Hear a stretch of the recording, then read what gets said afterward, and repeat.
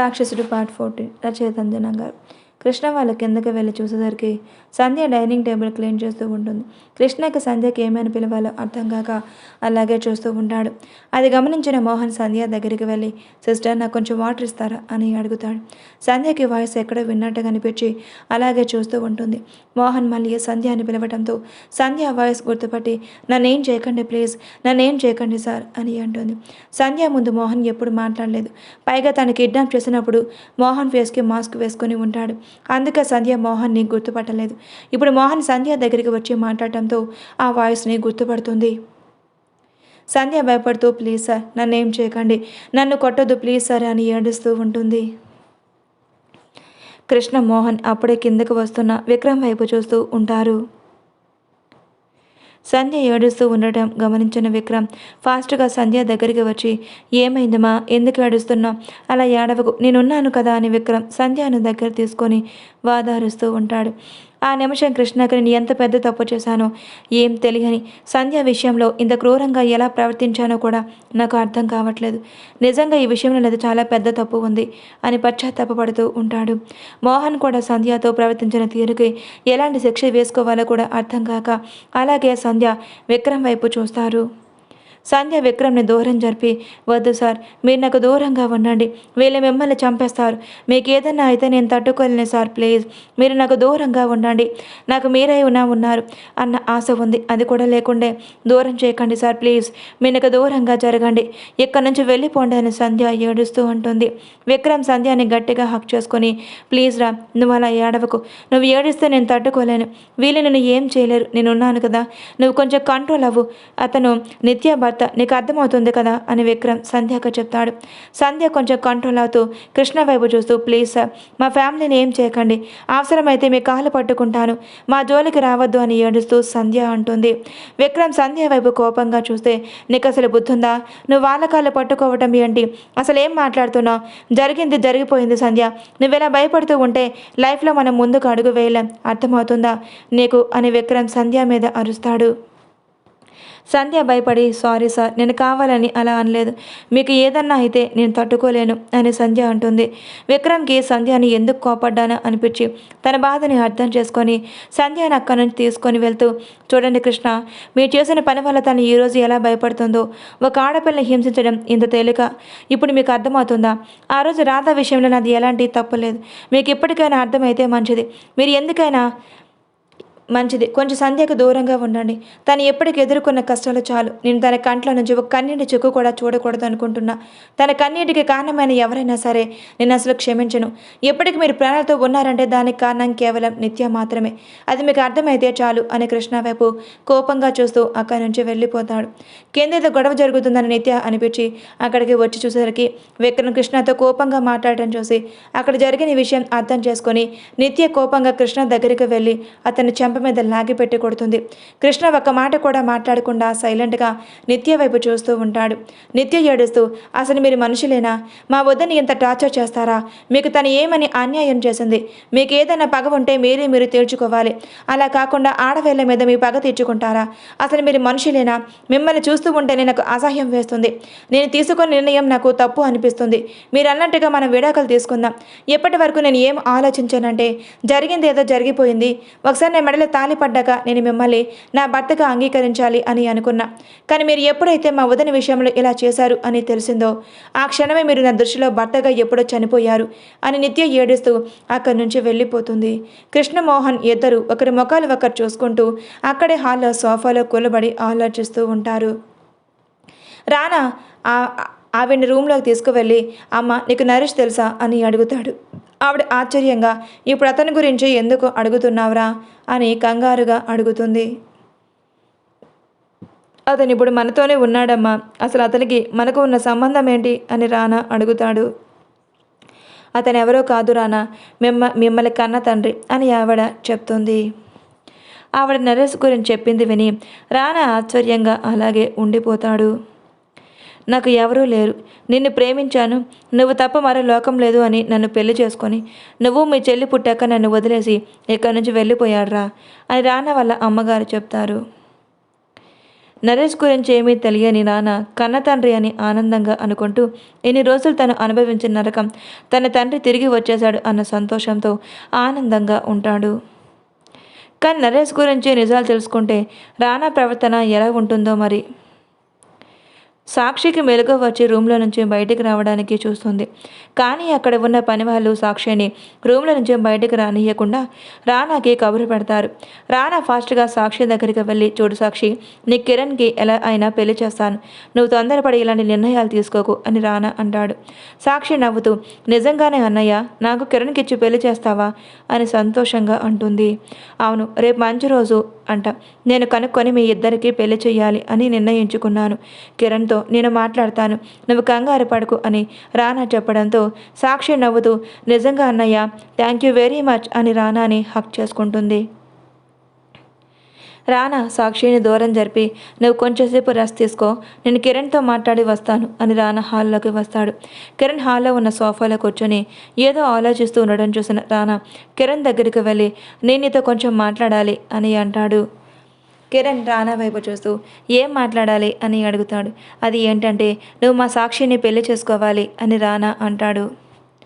కిరణ్ ఆలోచిస్తూ, ఇప్పుడు నేను సాక్షిని పెళ్లి చేసుకుంటే మరి నాకేంటి అని అడుగుతాడు. రానా కిరణ్ వైపు చూస్తూ, నువ్వు తను పెళ్లి చేసుకుంటే నువ్వేం కావాలనుకుంటున్నావో అది నేను నీకు ఇచ్చేస్తాను అని అంటాడు.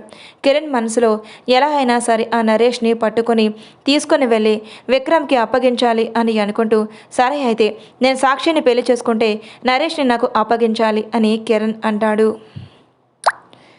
రానా కొన్ని నిమిషాలు ఆలోచించి, సరే నువ్వు అన్నట్టే చేస్తాను, ముందైతే ఈ పెళ్ళికి ఒప్పుకో అని రానా అంటాడు.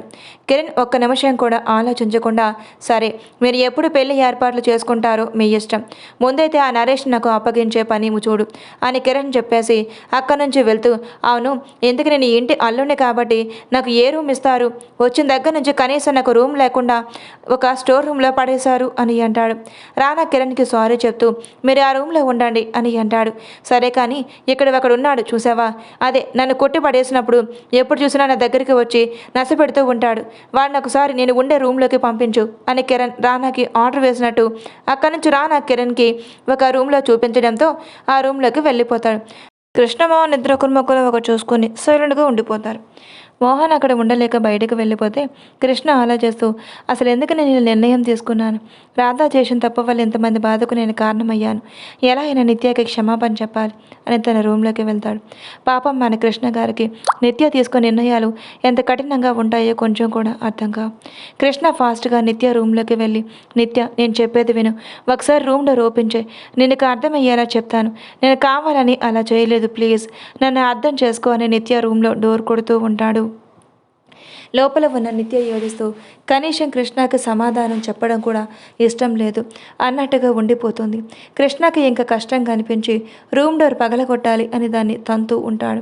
కానీ నిత్య డోర్ ఓపెన్ చేయగానే కృష్ణ ఊపిరి పీల్చుకొని, ఎందుకు డోర్ క్లోజ్ చేశావు అని అరుస్తాడు. నిత్య కృష్ణ వైపు కోపంగా చూస్తూ, అసలు నువ్వెవరు నన్ను అడగడానికి, నీకే అధికారం ఉందని నువ్వు నన్ను అడుగుతున్నావు అని అంటుంది. కృష్ణ కోపంగా నిత్యను రూమ్లోకి నెట్టి రూమ్ డోర్ క్లోజ్ చేసి, ఏంటి నాకు ఏ అధికారం ఉందని నువ్వు అంటున్నావా అని నిత్య మెడలో ఉన్న తాళం తీసి, ఈ అధికారం ఉంది, ఈ అధికారంతోటే నేను నీతో మాట్లాడుతున్నా అని అంటాడు. ఇది మీకే నా మీద ఉన్న అధికారం అయితే నాకు అవసరం లేదు అని నిత్య ఆ తాళి తీసి కృష్ణ మొహం మీద విసిరి కొడుతుంది. కృష్ణ కోపంగా నిత్య చెంప మీద కొట్టి, అసలు ఎందుకు అలా ప్రవర్తిస్తున్నావు నిత్య, నేను చెప్పేది నువ్వు ఎందుకు అర్థం చేసుకోవట్లేదు అని అంటాడు. నిత్య కృష్ణ మాటలు వినే పరిస్థితుల్లో లేకపోవడంతో, అసలు నువ్వంటేనే నాకు అసహ్యం, నీ మాట నేను వినను, అసలు నువ్వు ఎవడరా నాకు చెప్పడానికి, నీకు నాకు మధ్య ఉన్న బంధం ఇప్పటితో తెగిపోయింది, నువ్వు ఇప్పుడే నా ముందు నుంచి బయటకు వెళ్ళిపో, నేను చూడాలంటే నాకు చివరి కోపంగా ఉంది అని నిత్య ఇంకా కృష్ణ నోటికి వచ్చినట్టు మాట్లాడుతుంది. కృష్ణకు ఆహం దెబ్బతిని కోపంగా నిత్యం తన రెండు చేతులు ఎత్తుకొని మంచం మీదకి విసిరినట్టుగా పడేస్తాడు. నిత్య ఫాస్ట్గా మంచం దిగాలనుకుంటే కృష్ణ తన వీలు కాకుండా తన మంచం మీదకు నెట్టేసి కృష్ణ తన మీదకు చేరుతాడు. నిత్య హాస్యంగా కృష్ణని చూస్తూ, అసలు నీకు బుద్ధుందా, నీకెంత కూడా దేవుడు సిగ్గు లేకుండా ఎందుకు, మీరు అంటే నాకు ఇష్టం లేదు అని చెప్తున్నా కూడా ఇలా ప్రవర్తిస్తున్నారు, నన్ను వదిలేయండి అని చేతులు చిలకరింపుగా మాట్లాడుతుంది. కృష్ణ అప్పటి వరకు తను చేసిన తప్పు గురించి నిత్యకు ఎక్స్ప్లెయిన్ చేయాలా అని అనుకుంటాడు. కానీ నిత్య అవకాశం ఇవ్వకపోవడంతో నిత్యతో అలా ప్రవర్తిస్తాడు. నిత్య అంత గింజుకుంటున్నా వదలకుండా కృష్ణ నిత్య పెదవులను అందుకుంటాడు. నిత్య కృష్ణ బీపీ మీద కొడుతూ రక్కుతూ ఉంటుంది. కానీ కృష్ణ తను వదలకపోవడంతో నిత్య ఓపిక లేక ఇంకా నిస్సహాయంగా ఉండిపోతుంది. కృష్ణ అదే అదనుగా తీసుకొని నిత్యని తనకి ఇష్టం లేకుండా సొంతం చేసుకుంటాడు. కొంచెం సేపటికి కృష్ణ నిత్య పక్కకు చేరి నిత్య వైపు చూస్తాడు. అప్పటికి కానీ అర్థం కాదు కృష్ణ చేసిన పొరపాటు ఏంటో. కృష్ణ నిత్యకి సారీ చెప్పాలని అనుకొని నిత్యాన్ని పిలుస్తాడు. కానీ నిత్య కృష్ణ మాట వినడానికి కూడా ఇష్టపడదు. నిత్యాన్ని తన శరీరం కదలకపోవడంతో నిర్జీవంగా అక్కడే ఉండిపోతుంది. కృష్ణకి నిత్యాన్ని అలా చూసి వేస్ట్ చేయలేక అక్కడి నుంచి బాల్కనీలోకి వెళ్ళిపోతాడు. తన ఫేస్ చూడలేక కృష్ణ బాల్కనీలోకి వెళ్ళి తన చేతి పిడికిలు బిగించి గోడని బలంగా గుద్దుతూ ఉంటాడు. లోపల ఉన్న నిత్యకి సౌండ్ వినిపిస్తున్నా తన కదిలే పొజిషన్లో లేకపోవడంతో కన్నీళ్ళు విడుస్తూ ఉంటుంది. కృష్ణ ఎంత కాకపోవడంతో నిత్య అలాగే కొంచెం సేపటికి అసలు నా శరీరంలో నిద్రలోకి జారుకుంటుంది. కృష్ణ తను చేసిన తప్పుకి ఎలా సర్దిద్దుకోవాలో తెలియక నిత్యాన్ని ఎలా ఎదుర్కోవాలో అర్థం కాక ఎంతకీ తనకి కోపం తగ్గకపోవడంతో ఫాస్ట్గా షవర్ కిందకు వెళ్ళి నిలబడతాడు. దాదాపు 2 గంటల సేపు షవర్ కింద తడుస్తూ తన కోపాన్ని చల్లబరుచుకుంటూ నిత్యతో జీవితం మొదలుపెట్టాలి. ఇప్పుడు చేసిన తప్పుకు తన కాలు పట్టుకొని అయినా సరే క్షమాపణ అడగాలి అని కృష్ణ నిర్ణయించుకుంటాడు. కానీ పాపం మన కృష్ణకి తెలియదు కదా నిత్య ఎలాంటి నిర్ణయం తీసుకుంటుందో అని. విక్రమ్ సంధ్యాని తీసుకొని వెళ్ళి తనకు కొంచెం మంచినీళ్ళు తాగించి తన మంచం మీద కూర్చోబెడతాడు. సంధ్య ఆయన అప్పుడు జరిగిన సంఘటన తలుచుకుంటూ ఏడుస్తూ విక్రమ్కి ఇంకా కోపం వచ్చి సంధ్య చెయ్యి పట్టుకుని తన మీదకి లాగుతాడు. సంధ్య ఒక్కసారిగా విక్రమ్ మీద పడి విక్రమ్ కళ్ళల్లోకి చూస్తూ ఉంటుంది బెరుకుగా. విక్రమ్ సంధ్యను అలాగే చూస్తూ ఎందుకు ఎలా చేస్తున్నావు సంధ్య? నువ్వు ఏడిస్తే నేను తట్టుకోలేను అని నీకు తెలుసు కదా, మరి ఎందుకు ఆ సహనాన్ని పరీక్షిస్తున్నావు అని అడుగుతాడు. సంధ్య ఏం మాట్లాడకుండా సైలెంట్గా ఉండటంతో విక్రమ్కి ఇంకా కోపం వచ్చి అడిగేది నిన్నే, సమాధానం చెప్పవేంటి అని సంధ్యాని విసురుగా పక్కకు నెట్టడంతో అది కాదు సార్ అని తడపడుతూ చెప్తుంది. ఏది కాదు సంధ్య, అయిపోయింది గురించి ఆలోచించి ఏడుస్తూనే ఉంటావా? ఇంకా జరిగే దాని గురించి ఎప్పుడు ఆలోచిస్తావు? కృష్ణ చేసిన దానికి క్షమాపణ చెప్పాడు కదా, తెలిసైతే కృష్ణ ఇలా చేయలేదు. నా మీద పగ తీర్చుకోవడం కోసం కృష్ణ ఇలా చేశాడు. నీకు అర్థమైతే ఇంకోసారి ఇలా ఏడ్చి నువ్వు వీక్ అవ్వద్దు. విక్రమ్ భార్య అంటే అందరిలో ధైర్యంగా ఉండే గుణం నీకు ఉండాలి. కానీ ప్రతి చిన్నదానికి భయపడే విధంగా ఉన్నా ఎప్పటి నుంచి అయినా నువ్వు ధైర్యంగా ఉండడానికి ట్రై చేయి, అర్థమవుతుందా అని విక్రమ్ అరిచినట్లుగా చెప్పేసి వాష్రూమ్లోకి వెళ్ళిపోతాడు. సంధ్య బెడ్ మీద కూర్చొని ఆలోచిస్తూ ఎందుకు విక్రమ్ సార్ నా గురించి ఆలోచించకుండా ఎప్పుడు మీరు తీసుకునే నిర్ణయం గురించే మాట్లాడతారు? ఆ రోజు జరిగిన దాంట్లో నా తప్పు ఏమీ లేదు. కృష్ణ వాళ్ళు మిమ్మల్ని ఏమైనా చేస్తే అని ఆలోచన మాత్రమే ఉంది. కానీ నాకు ఏదైనా అవుతుంది అని నేను ఎప్పుడూ ఆలోచించలేదు అని తనలో తానే బాధపడుతూ ఉంటుంది. లోపలికి వెళ్ళిన విక్రమ్ బాధపడుతూ సారీ నిత్య, నేను కోపం చూపించకపోతే నువ్వు ఇంకా ఏడుస్తూ అలాగే ఉండిపోతావని నీ మీద అరిచేశాను. కానీ నువ్వు పెరిగిన వాతావరణం నీకు భయాన్ని కలిగిస్తుంది. కానీ నేను ధైర్యంగా చూడాలి అని అనుకుంటున్నాను, అందుకే ఇలా నీ మీద అరిచాను. ఐఎమ్ రియల్లీ వెరీ సారీ సంధ్య అని తన మనసులోనే 100 సార్లు సంధ్యకి సారీ చెప్పుకొని సంధ్య ముందు కొంచెం కోపంగా ఉండాలి. తన ముందు నేను మామూలుగా ఉంటే తను ఇంకా ఎక్కువ అల్లరి చేస్తుంది అని సంధ్య మొహాన్ని తలుచుకొని అప్పటి వరకు ఉన్న కోపం మొత్తం పోయి విక్రమ్ పెదవుల మీద చిన్న చిరునవ్వు వస్తుంది. విక్రమ్ వాష్రూమ్ నుంచి బయటకు వచ్చి ఎదురుగా బెడ్ మీద కూర్చొని ఉన్న సంధ్యాని చూసి ఇంకా ఎంతసేపు అలాగే కూర్చొని ఉంటా, వెళ్ళి ఫ్రెష్ అప్ అయ్యిరా, పడుకుండు అని అరుస్తాడు. సంధ్య అయోమయంగా చూస్తూ ఎందుకండి అసలు ఎప్పుడు చూసినా నన్ను తిడుతూ ఉంటారు, నేనేం చేశానని ఇంకోసారి నా మీద మీరు ఇలా అరిచారు అంటే మాత్రం మీకు మర్యాదగా ఉండదు అని వేలు చూపిస్తూ కోపంగా అంటుంది. విక్రమ్ కళ్ళు ఎగరేసి ఏంటి బెదిరిస్తున్నావా అని సంధ్య చెయ్యి పట్టుకుని తన ఒంటి మీదకి గుంజుకుంటాడు. సంధ్య వదలండి, మీరు ఎప్పుడు చూడండి నన్ను తిడుతూనే ఉంటారు, ఆయన మీకు నన్ను తిట్టడం తప్ప వేరే పని ఏమీ ఉండదా అని అంటుంది. విక్రమ్ చిన్నగా నవ్వుతూ సంధ్యని చూస్తూ ఉంటాడు. కానీ సంధ్య ఆ నవ్వు గమనించదు. తన ఫ్లోలో తన విక్రమ్ని తిట్టుకుంటూ పోతూ ఉంటుంది. సంధ్య బుజ్జి పెదవులు కదలుతూ ఉండటంతో చూసిన విక్రమ్ ఇంకా ఆగలేక సంధ్యని తన వైపుకు తిప్పుకొని సంధ్య మెడ వెనుక చెయ్యి పోనిచ్చి ఇంకో చేత నడుం మీద వేసి సంధ్యని దగ్గరికి లాక్కొని తన పెదవులు అందుకుంటాడు. సడన్గా జరిగిన పరిమాణానికి సంధ్య బిగుసుకుపోవడంతో విక్రమ్ సంధ్య నడుముని గట్టిగా ప్రెస్ చేస్తాడు. సంధ్య కళ్ళు పెద్దవి చేసి విక్రమ్ని అలాగే చూస్తూ ఉంటుంది. కొంచెంసేపటికి సంధ్యకు ఊపిరాడక ఇబ్బంది పడుతూ ఉంటే విక్రమ్ అది చూడలేక సంధ్యకు తన ఊపిరి అందిస్తూ ఉంటాడు. అరగంట తర్వాత సంధ్యని వదిలిపెట్టి తన దూరం జరిగి, ఏంటి నా మీద అరుస్తున్నావు, నీకెంత ధైర్యం అని కోపంగా అంటాడు. సంధ్య ఏడుపు మొహం పెట్టుకుని, ఎందుకు సార్ మీరు ఇలా కొరికారు, చూడండి నా పెదవులంతా మంట పెడుతున్నాయో అని బ్లడ్ కారుతూ ఉన్న తన పెదవులు తుడుచుకుంటూ అంటుంది. విక్రమ్ సంధ్యకు అవకాశం ఇవ్వకుండా విక్రమ్ నాలుగుకు పని చెబుతూ సంధ్య పెదవులు లీక్ చేస్తాడు. సంధ్య తన్మయత్వంలో మునిగిపోతే తన ఎత్తుకొని వర్షంలో దించి షవర్ ఆన్ చేసి విక్రమ్ బయటకు వచ్చేస్తాడు. ఒక్కసారిగా తన మీద పడిన వాటర్కి సంధ్య ఈ లోకంలోకి వచ్చి, వామో ఏంటి విక్రమ్ సార్ ఇలా చేస్తున్నారు అని తనలో తానే అనుకుని సిగ్గుపడుతూ అప్పటి వరకు కృష్ణ వాళ్ళ తనతో మాట్లాడిన దాని గురించి మర్చిపోయి పూర్తిగా విక్రమ్ ఆలోచనలో మునిగిపోయింది.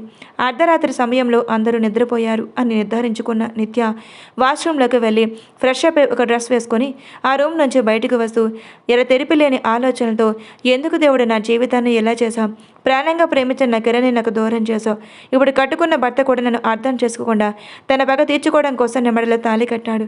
కానీ అతని వల్ల నా అన్నయ్య వదనికి కష్టం వచ్చింది. అందుకే నేను ఈ నిర్ణయం తీసుకున్నాను. మళ్ళీ జీవితంలో అన్నయ్యని చూస్తాను లేదో అని ఈ ఒక్కసారి విక్రమ్ని చూడాలి అనిపించి విక్రమ్ డోర్ కొట్టాలి అని అనుకుని మళ్ళీ డోర్ సౌండ్కి విక్రమ్ డిస్టర్బ్ అవుతాడు అనిపించి రూమ్ డోర్ని మెల్లగా తెరిచి చూస్తుంది. రూమ్కి లాక్ వేయకపోవడంతో డోర్ తీసుకొని విక్రమ్ దగ్గరికి వెళ్ళి అన్నయ్య అని పిలుస్తుంది. విక్రమ్ నిద్రలోనే కదిలినట్టుగా సంధ్య వైపు నుంచి నిత్య వైపు తిరిగి పడుకున్నాడు. నిత్య మంచం దగ్గర మోకాళ్ళ మీద కూర్చొని విక్రమ్ చెయ్యి పట్టుకొని, నిజంగా అన్నయ్య, నువ్వు నన్ను బాధ్యతగా తీసుకొని పెంచావు, కానీ నీ ప్రేమ నాకు అందనివ్వలేదు. నువ్వు నన్ను ఈ జన్మలో ప్రేమించావని నాకు అర్థమయ్యింది అని నిత్య మనసులో అనుకుంటూ విక్రమ్ తన కళ్ళ నిండుగా చూసుకొని విక్రమ్ రూమ్ నుంచి బయటకు వెళ్తుంది. అలా నేరుగా ఆ ఇంట్లో నుంచి బయటకు వచ్చి ఆ ఊరు తనకు తెలియకపోయినా ఎటు వెళ్ళాలో కూడా అర్థం కాక తన ప్రయాణం రైల్వే స్టేషన్కి కొనసాగుతుంది. అక్కడికి వెళ్ళేసరికి ఒక ట్రైన్ అందుబాటులో ఉండటంతో ఆ ట్రైన్ ఎక్కి నిత్య అందరినీ వదిలిపెట్టి వెళ్ళిపోతుంది. మార్నింగ్ కృష్ణ లేచేసరికి నిత్య కనిపించకపోవడంతో నిన్న నైట్ జరిగింది గుర్తు చేసుకొని నిత్య గురించి వెతకడానికి ఫాస్ట్గా ఫ్రెష్ అప్ అయి రూమ్, బాల్కనీ, కిచెన్ మొత్తం వెతుకుతాడు. అయినా నిత్య ఎక్కడ కనిపించకపోయేసరికి అప్పుడే పూజ కోసం రెడీ అవుతున్న విక్రమ్ సంధ్య హాల్లోకి రావడం, విక్రమ్ గారు మిమ్మల్ని ఒక మాట అడగాలి అని కృష్ణ అంటాడు. విక్రమ్ కృష్ణ వైపు కోపంగా చూసి ఏం మాట్లాడాలి అని అడుగుతాడు. అది ఏంటంటే, సార్ నిత్య ఎక్కడుందో మీకు తెలుసా, తన మార్నింగ్ నుంచి నాకు కనిపించట్లేదు, నేను తను చాలాసేపటి నుంచి వెతుకుతున్నాను అని కృష్ణ అంటాడు. విక్రమ్ ఆశ్చర్యంగా కృష్ణ వైపు చూసి, నిత్య తన మాకు మార్నింగ్ నుంచే కనిపించట్లేదు, పోయిన టెంపుల్ దగ్గర ఏమైనా ఉందా అని అనుకుని పూజారికి కాల్ చేస్తాడు. పూజారి కాల్ లిఫ్ట్ చేసి, చెప్పండి బాబు బయలుదేరరా అని అడగడంతో పూజారి గారు, మా చెల్లెలు నిత్య గుడిలో ఉందా అని అడుగుతాడు. లేదు బాబు, ఇక్కడికి ఎవరూ రాలేదు, పూజ ఏర్పాట్లయితే అయిపోయాయి, మీరు వస్తే పూజ చేద్దాం అని పూజారి గారు చెప్తూ ఉండగానే విక్రమ్ కాల్ కట్ చేసి, నిత్య గుడికి వెళ్ళలేదంట, మరి మార్నింగ్ నుంచి నిత్య ఎక్కడికి వెళ్ళినట్టు అని విక్రమ్ ఆలోచిస్తూ ఉంటాడు. సరే నిత్య ఎక్కడికి వెళ్ళినా తిరిగి వచ్చేస్తుంది అని విక్రమ్ మాట్లాడుతూ ఉనే విక్రమ్ మనుషులు అందరికీ నిత్య ఫోటో షేర్ చేసి తన మా ముందు 1 అవర్లో ఉండాలి అని ఆర్డర్ వేసి గుడికి స్టార్ట్ అవుతారు. సంధ్యాన్ని తీసుకొని విక్రమ్ సంధ్య గుడికి చేరుకొని అక్కడ ఉన్న ఏర్పాట్లు చూసి అన్నీ స్వయంగానే జరుగుతూ ఉన్నట్టుగా అనిపించి పూజలో కూర్చోవడానికి వెళ్తూ ఉండగా కిరణ్ కిడ్నాప్ అయ్యాడు అని విక్రమ్కి నోటిఫికేషన్ వస్తుంది. అసలు ఏం జరుగుతుంది, నిత్య ఇల్లు వదిలిపెట్టి వెళ్ళిపోయింది, ఇప్పుడు కిరణ్ కిడ్నాప్ అయ్యాడు, అసలు ఏంటి ఇదంతా, ఎందుకు మాకు ఎలా జరుగుతుంది అని విక్రమ్ తన మనసులోనే అనుకుంటూ పూజారి గారి దగ్గరికి వెళ్ళి ఈ పూజ పోస్ట్ పోన్ చేయడానికి కుదురుతుందా అని అడుగుతాడు.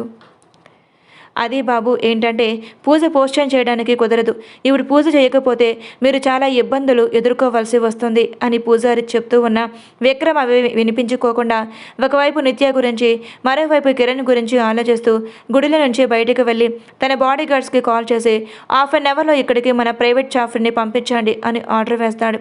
సంధ్య విక్రమ్ వెనకే పరిగెడుతూ, ఏం జరిగింది విక్రమ్ గారు, ఇప్పుడు పూజ చేయకుండా ఉంటే మనకు అశుభం జరుగుతుంది, మన అమ్మవారిని వెనక వేసి వెళ్ళకూడదు, ముందు అమ్మవారి పూజ చేద్దాం రండి అని సంధ్య ఎంత చెప్తున్నా విక్రమ్ వినిపించుకోకుండా ముందు నా చెల్లెలు నాకు ఇంపార్టెంట్, అలాగే కిరణ్ కిడ్నాప్ అయ్యాడు అని విక్రమ్ చెప్తాడు. విక్రమ్ మాటలు వింటున్న సంధ్య ఆశ్చర్యంగా, ఏంటన్నయ్య అన్నయ్యని కిడ్నాప్ చేశారా అని అడుగుతుంది. అవును, మనం అర్జెంటుగా హైదరాబాద్ స్టార్ట్ అవ్వాలి అని అక్కడికి వచ్చిన చాఫర్ని సంధ్యానందలో ఎక్కించి కృష్ణ వైపు వస్తూ చూస్తాడు. నేను కార్లో స్టార్ట్ అవుతాను విక్రమ్ గారు అని కృష్ణ చెప్తుంటే, పర్వాలేదు కార్స్ మన బాడీ గార్డ్స్ తీసుకొని వస్తారు, మీరు కూడా మాతో పాటు స్టార్ట్ అవ్వండి, అలాగే కిరణ్ వాళ్ళ అమ్మానని బాబాయ్ని కూడా వాళ్ళని తీసుకొని వస్తారు, ముందు మీరే మాతో పాటు స్టార్ట్ అవ్వండి అని విక్రమ్ అంటాడు. కృష్ణకి అక్కడ మోహన్ ఉండటంతో కొంచెం ధైర్యంగా అనిపించి సరే అని విక్రమ్ వాళ్ళతో స్టార్ట్ అవుతాడు. కృష్ణ విక్రమ్ వాళ్ళతో స్టార్ట్ అవుతూ మోహన్కి మెసేజ్ చేసి విషయం చెప్తాడు. విక్రమ్ వాళ్ళకి కిరణ్కి టైమింగ్స్ మారుతూ ఉంటాయి, గమనించండి. రానా అతన్ని పిలిచి నువ్వు కిరణ్ సార్తో తప్పుగా మాట్లాడద్దు అని అతనికి వార్నింగ్ ఇస్తాడు. అతను అయోమయంగా నేనేం తప్పుగా మాట్లాడలేదు అని అంటాడు. సరే ముందైతే నువ్వు కిరణ్ సార్ రూమ్లోకి వెళ్ళు, నేను రమ్మన్నారు అని రానా చెప్పడంతో అతను అయోమయంగా కిరణ్ రూమ్ దగ్గరకు వెళ్తాడు. కిరణ్ లోపల బెడ్ మీద కూర్చొని రా లోపలికి అని పిలుస్తాడు. అతని లోపలికి వెళ్ళి నన్ను ఎందుకు పిలిచారు అని అడుగుతాడు. ఎందుకంటే నేను ఇక్కడ వచ్చినప్పటి నుంచి నీకు నన్ను టార్చర్ చేయడమే పనిగా పెట్టుకున్నావు, అందుకే నీకు పనిష్మెంట్ ఇద్దామని నేను ఇక్కడికి రమ్మని చెప్పాను అని అంటాడు కిరణ్. వాడు నవ్వుతూ ఊరుకోండి సార్, మీరు నాకు పనిష్మెంట్ ఇవ్వడం ఏంటి? అయినా ఎందుకు నేను మిమ్మల్ని ఒకటి అడగాలి, మీరు మా అమ్మాయి గారిని ఎప్పుడు లవ్ చేశారు అని అడుగుతాడు. కిరణ్ మనసులోనే అయినా నిన్ను దాన్ని ప్రేమించడం ఏంటి, అది నాకు ఇక్కడికి వచ్చాకే తగులుతుంది. ఈ విక్రమ్ గాడి కోసం నేను ఇంకా ఎన్ని పనులు చేయాలో ఏంటో అని వాడి వైపు కోపంగా చూస్తూ ఉంటాడు. వాడు మాత్రం కిరణ్ చూపులు పట్టించుకోకుండా సార్ నేను మిమ్మల్ని ఒకటి అడగనా అని అంటాడు. కిరణ్ వాడి వైపు అంతే కోపంగా చూస్తూ ఉంటాడు. ఏమైంది సార్, నేను పిలుస్తున్నా మాట్లాడట్లేదు అని కిరణ్ వైపు తిరిగి చూసేసరికి కిరణ్ కోపంగా కనిపిస్తూ ఉంటాడు. ఒక్కసారిగా అదిరిపడి ఏమైంది సార్, ఎందుకంత కోపంగా చూస్తున్నారు అని అంటాడు. కిరణ్ ఫాస్ట్గా పైకి లేచి కాలర్ పట్టుకొని ముందుకు వెనక్కి ఊపుతూ ఎరా నన్ను ఇందాక ఎన్ని ముప్పు తిప్పలు పెట్టావు, ఇప్పుడు చెప్తారా నీ పని అని కిరణ్ అంటాడు. వాడి కిరణ్ అని తిడుతూ ఉన్న నవ్వుతూనే ఊరుకోండి సార్, మీరు నా పని చెప్పడం ఏంటి, ఆయన మీకు ఒక విషయం తెలుసా, మా అమ్మాయి గారు చాలా మంచివారు, అలాంటి అమ్మాయి మిమ్మల్ని లవ్ చేయటం మీ అదృష్టం అని అంటాడు. కిరణ్కి అసలే కోపంలో ఉండటంతో వాడు సాక్షి గురించి చెప్తాడు. కిరణ్కి ఇంకా కోపం వచ్చి యహే ఆప్, అసలు నేను దాన్ని లవ్ చేయడం ఏంటి, దాన్ని నేను ఎప్పుడు చూసింది కూడా లేదు అని కోపంగా అరుస్తాడు. ఆ రూమ్ ఎంట్రన్స్ దగ్గర నిలబడిన సాక్షి కిరణ్ చెప్పిన మాటలు వింటూ ఆశ్చర్యంగా ఉండిపోతుంది. సాక్షి అక్కడికి ఎలా వచ్చింది అంటే సాక్షికి మెలకువగా అనిపించి లేచి కూర్చుంటుంది. అప్పుడు రానా రూమ్లోకి వచ్చి ఇప్పుడు ఎలా ఉంది సాక్షి అని అడుగుతాడు. ఇప్పుడు పర్వాలేదు అన్నయ్య, కిరణ్ ఎక్కడ ఉన్నాడు అని అడుగుతుంది. ఇంట్లోనే ఉన్నారు, నువ్వేం కంగారు పడకు అని రానా చెప్తాడు. అన్నయ్య నిజంగా నాకు చాలా హ్యాపీగా ఉంది, కిరణ్ని నేను మన ఇంట్లో చూస్తాను అని అనుకోలేదు అని సాక్షి ఆనందంగా చెప్తుంది. రానా నవ్వుతూ నిజమేరా, కిరణ్ నీతో పెళ్ళికి కూడా ఒప్పుకున్నాడు, నేను ఇష్టపడుతున్నాడంట అని రానా చెప్తాడు. సాక్షి ఆనందంగా నిజమే అన్నయ్య, నాకు ఈ ప్రపంచంలో అంతకు మించి ఇంకేం వద్దు, కిరణ్ నన్ను ప్రేమిస్తే నాకు అదే చాలు, నేను అర్జెంటుగా కిరణ్ చూడాలి, కిరణ్ ఎక్కడ ఉన్నాడు అని సాక్షి అడుగుతుంది. రానా కింద రూమ్లో ఉన్నాడు, నువ్వు వెళ్ళి మాట్లాడిరా, నీ లవ్ గురించి తనకి చెప్పు అని సాక్షి రానా తల మీద చెయ్యి వేసి నిమురుతాడు. సాక్షి సంతోషంగా ఎగురుకుంటూ గంతు వేసుకుంటూ పనిచేసి ఫాస్ట్గా మెట్లు దిగుతూ ఫాస్ట్గా కిరణ్ రూమ్లోకి వెళ్తూ ఉండగా వాడు సాక్షి పేరు చెప్పడంతో కిరణ్కి కోపం వచ్చి సీరియస్గా అరుస్తాడు. సాక్షి కిరణ్ మాటలు వింటూ అలాగే నిలబడిపోతుంది. అదేంటి బాబు అలా అంటారు, మీరు మా అమ్మాయిని ప్రేమిస్తున్నారు అని మా రానా బాబు చెప్పారు, అలాగే మీరు పెళ్లి కూడా చేసుకోవాలని అనుకుంటున్నారంట కదా అని వాడు అడుగుతాడు. అవును చేసుకోవాలి అనుకుంటున్నాను, కానీ అది నా ఫ్రెండ్ విక్రమ్ కోసం మాత్రమే, ముందు నేను ఇక్కడి నుంచి ఎలాగైనా బయటపడాలి అని వాడి కాలర్ విసురుగా వదిలి ఇటువైపు తిరిగి చూసేసరికి సాక్షి రూమ్ డోర్ దగ్గర నిలబడి చూస్తూ ఉంటుంది. కిరణ్ తల కొట్టుకొని అబ్బా ఇది కూడా ఇప్పుడే రావాలా, ఏంటో నా బ్యాడ్ టైం అన్నీ నాకు ఎలా కలిసి వస్తున్నాయి అని తనలో తానే అనుకుంటూ ఉంటాడు. సాక్షి నిదానంగా రూమ్లోకి వచ్చి వాడి వైపు చూడటంతో వాడు అక్కడి నుంచి వెళ్ళిపోతాడు. సాక్షి కిరణ్ వైపు చూసి నేను మీతో మాట్లాడాలి అని అంటుంది. కిరణ్ ఆశ్చర్యంగా సాక్షి వైపు చూస్తూ ఉంటాడు. కిరణ్ అలా చూడటం గమనించిన సాక్షి పర్వాలేదు, మీరు ఎలా చూసినా నాకు అభ్యంతరం లేదు, కాకపోతే నేను మీకు కొన్ని విషయాలు చెప్తాను, అది మీకు నచ్చితేనే మీరు నన్ను పెళ్లి చేసుకోండి, లేదంటే లేదు, ఇందులో బలవంతమేం లేదు, కావాలంటే నేను మిమ్మల్ని ఇక్కడి నుంచి తప్పిస్తాను, మీకు హెల్ప్ చేస్తాను అని సాక్షి అంటుంది. కిరణ్ సాక్షి మాటలు నమ్మొచ్చా లేదో అన్నట్టుగా ఆలోచిస్తూ ఉంటాడు. ఇంతలో మళ్ళీ సాక్షి మాట్లాడుతూ నేను మిమ్మల్ని మొదటిసారి ఎక్కడ చూశాను అంటే అని సాక్షి కిరణ్ని మొదటి చూసిన రోజు గుర్తు చేసుకుంటూ చెప్తుంది. సాక్షి కిరణ్కి చెప్తుంది, నేను మీకు చెప్తాను, తను స్టడీస్ కోసం హైదరాబాద్ వెళ్ళినప్పుడు తన ఫ్రెండ్ తను వదిలిపెట్టి ముందుగానే బస్లో వెళ్ళిపోతుంది. ఆ తెలియని సాక్షి ఫ్రెండ్కి ఫోన్ చేస్తే నేను అర్జెంట్ వర్క్ మీద వచ్చేసాను, నువ్వు బస్కి రా అని చెప్పి కాల్ కట్ చేస్తుంది. సాక్షి తన ఫ్రెండ్ని తిట్టుకుంటూ దొంగ మొహంది, కనీసం చెప్పను కూడా చెప్పలేదు. ఎప్పుడు ఇంతే, ఈ నైట్ టైంలో నేను ఎలా వెళ్ళాలో ఏంటో అని భయంగా అటు ఇటు చూస్తూ ఉంటుంది.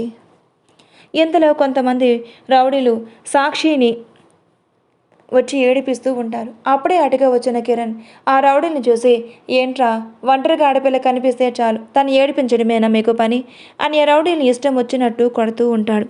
సాక్షి కిరణ్ని మొదటిసారి చూసి ఫ్లాట్ అయిపోయింది. సాక్షి ఫేస్ నిండా స్కార్ఫ్తో ఫేస్ అంతా కవర్ చేసుకొని కిరణ్ని చూస్తూ ఉంటుంది. కిరణ్ సాక్షి చేయి పట్టుకొని అటుగా వెళ్తున్న ఆటో ఆపి, తను జాగ్రత్తగా ఇంటి దగ్గర డ్రాప్ చేయండి అని చెప్పి ఆటో అతనికి డబ్బులు ఇచ్చి అక్కడి నుంచి పంపించేస్తాడు. సాక్షి వెళ్తున్న అంతవైపు కిరణ్ వైపు చూస్తూ ఉంటుంది. అలా అలా నేను మిమ్మల్ని మొదటిసారి చూసి ఇష్టపడ్డాను. అప్పటి నుంచి మీ వెనక తిరుగుతూనే ఉన్నాను. కానీ మీకు నిత్యాతో పెళ్లి కుదిరింది అని తెలిసినప్పటి నుంచి నా మనసులో లేదు. కానీ మీరు ఎక్కడ ఉన్నా హ్యాపీగా ఉండాలి అని అనుకున్నా. దాని తర్వాత నిత్యకి వేరే అతనితో పెళ్లి జరిగింది అని తెలిసింది. అప్పుడు నేను మీ ముందుకు వచ్చి ప్రపోజ్ చేద్దాం అనుకున్నా. కానీ మీరు బాధలో ఉన్నప్పుడు మీ ముందుకు వచ్చి, మీరంటే నాకు ఇష్టం, మిమ్మల్ని పెళ్లి చేసుకుంటాను అంటే అది ఎంతవరకు కరెక్టో మీరే చెప్పండి అని సాక్షి కిరణ్ వైపు సూటిగా చూస్తూ అడుగుతుంది. కిరణ్ ఏం మాట్లాడకుండా సాక్షి చెప్పేది వింటూ ఉంటాడు. సాక్షి మళ్ళీ మాట్లాడుతూ, చూడండి, నేను మిమ్మల్ని ప్రేమించాను, అంతేకాని మీరు నన్ను ప్రేమించాలని నేను ఎప్పుడూ ఆశించలేదు. మీకు ఇష్టమైతే పెళ్లి చేసుకుందాం, లేదంటే ఇక్కడి నుంచి నేను మిమ్మల్ని తప్పిస్తాను. మీరు ఎవరి గురించి వెతుకుతూ ఇక్కడికి వచ్చారో వాళ్ళ గురించి నాకు చెప్పండి. మా అన్నయ్యకు తెలియకుండా నేను మీకు హెల్ప్ చేస్తాను అని సాక్షి అంటుంది. కిరణ్ ఆలోచిస్తూ, ఈ అమ్మాయిని నమ్మొచ్చా లేదంటే లేదా, తిని అబద్ధం చెప్తే తర్వాత అవకాశం చూసుకొని ఏమైనా చేయవచ్చు, అసలు ఏం చెయ్యాలి అని ఆలోచిస్తూ ఉంటాడు. సాక్షి అక్కడి నుంచి బయటికి వెళ్ళి కిరణ్ వైపు చూస్తుంది. కిరణ్ తన ఆలోచనతో సాక్షికి ఏం సమాధానం చెప్పాలో అర్థం కాక అలాగే ఉండిపోతాడు.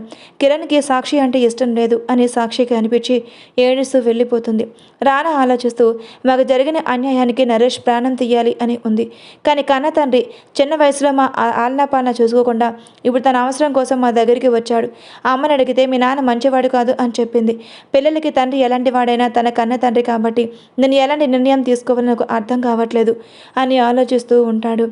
రానాకి డాక్టర్ ఫోన్ చేయడంతో విసుగ్గా కాల్ లిఫ్ట్ చేసి, చెప్పు అని అంటాడు. ఏమైంది రానా, ఎందుకు అంత సీరియస్గా ఉన్నావు అని అడుగుతుంది. అది అంతా నీకు చెప్పాల్సిన అవసరం లేదు కావ్య, నువ్వెందుకు నాకు ఫోన్ చేసి విసిగిస్తున్నావు? నేను నిన్ను లవ్ చేయట్లేదు. నువ్వు మీ అమ్మ చూసిన పెళ్లి సంబంధం చేసుకోవచ్చు కదా, ఎందుకు ఎప్పుడు చూసినా నన్ను విసిగిస్తూ ఉంటావు అని రానా కోపంగా అరుస్తాడు. కావ్య చిన్న నవ్వుతూ, చూడు రానా, నువ్వు నన్ను ప్రేమించినా ప్రేమించకపోయినా నాకు ఎటువంటి అభ్యంతరం లేదు. కానీ నువ్వంటే నాకు మాత్రం చాలా ఇష్టం.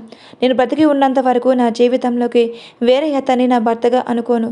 నువ్వు తప్ప నాకు వేరే ప్రపంచం లేదు అని కావ్య తేల్చి చెప్పింది.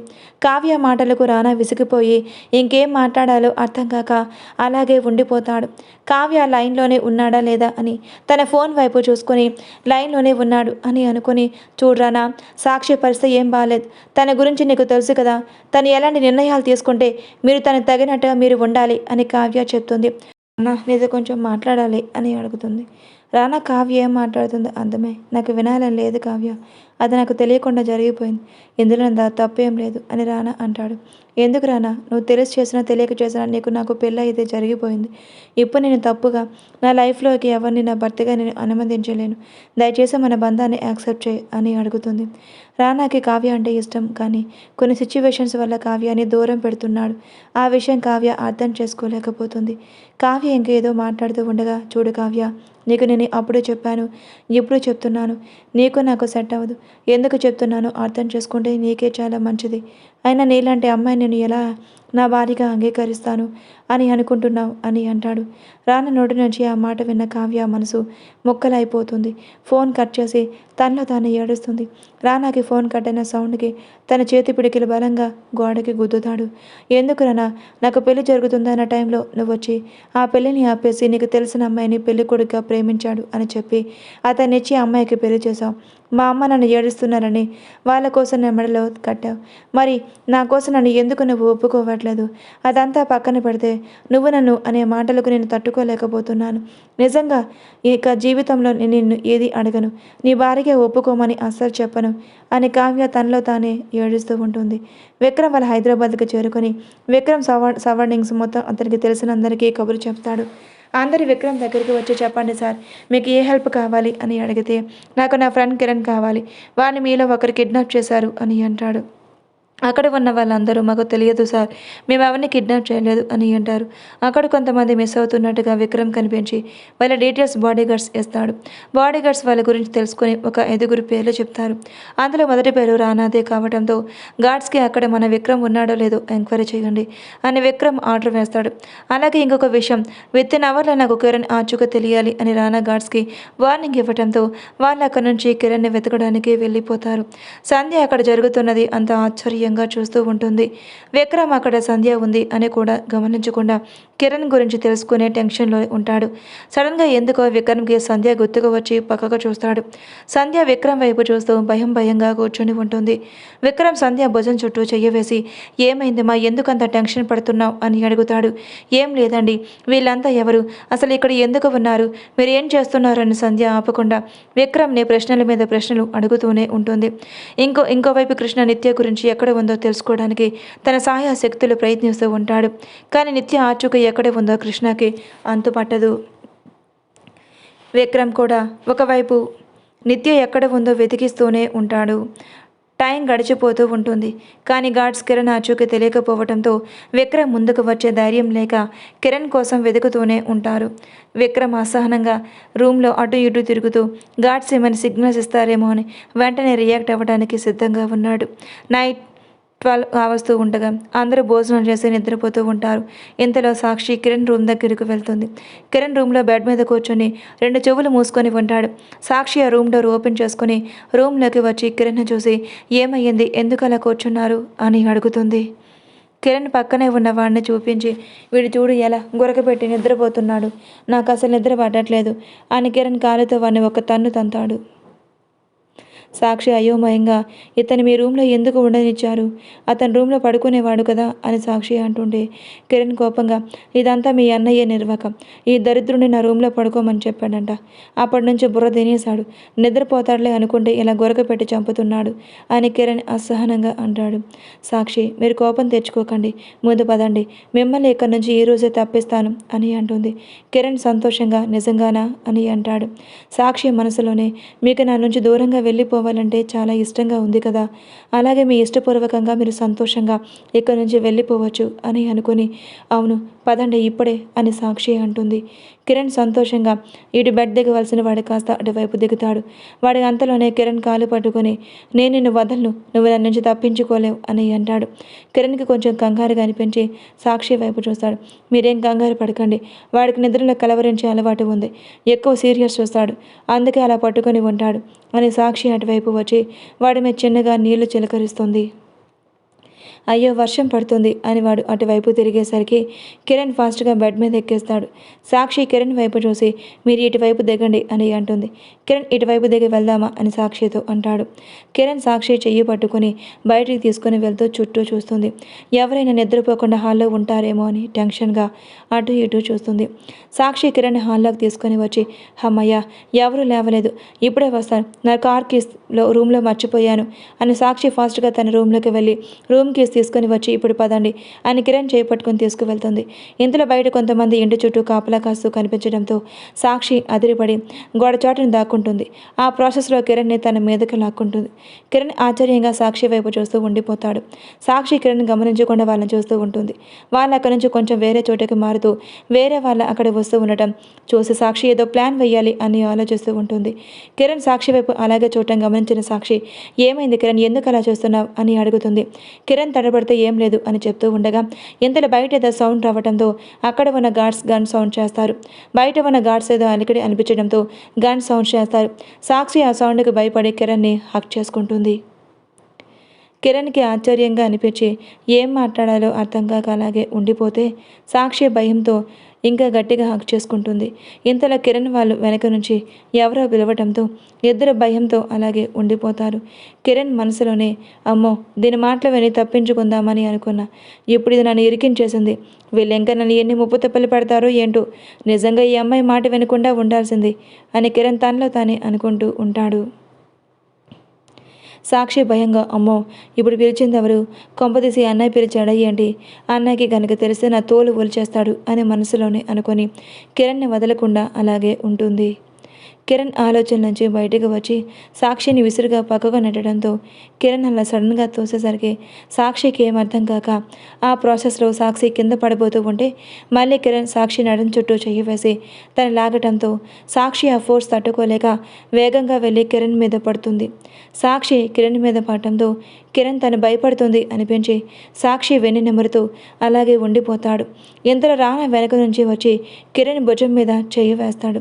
కిరణ్ ఏం చెప్పాలో అర్థం కాక అలాగే ఉండిపోతే రానా కిరణ్ భుజం మీద చెయ్యి వేసి ఈ టైంలో మీరు ఇక్కడ ఏం చేస్తున్నారు అని కోపంగా అడుగుతాడు.